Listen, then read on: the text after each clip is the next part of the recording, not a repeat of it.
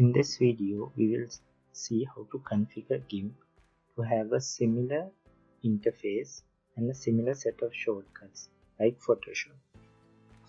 This is the default interface of GIMP. Now to change it to look like Photoshop, we will have to do the following.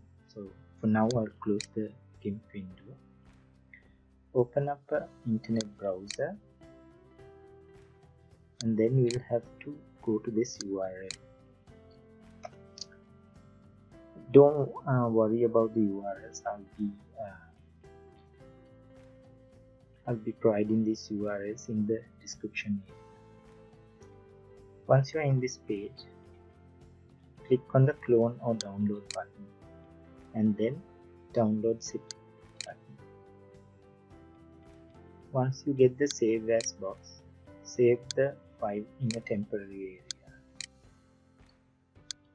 So in my case, I will save it to my ctemp folder. So once the file is downloaded, so this is the file that we just downloaded. Extract the contents into that folder. So now I have extracted the contents. These are the contents of that downloaded archive file. And then press the window key, window and R key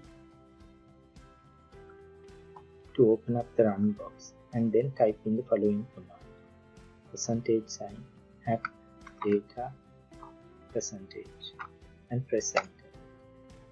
This opens up your AppData Roaming folder. From here, click on the GIMP folder and then make a copy of this particular folder, 2.10.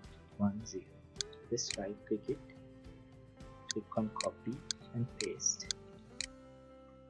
Once you've done that, rename this folder to backup.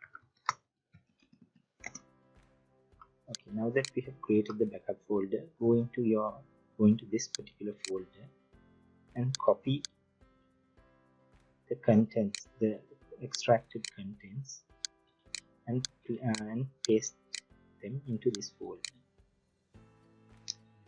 And if you have given this replace or skip option, go with the replace files in destination option. So once the files have been replaced,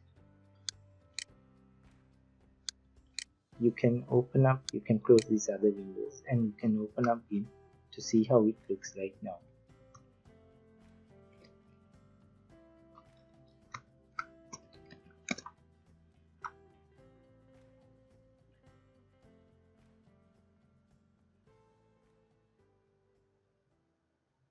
As you can see, GIMP looks very much similar to Photoshop.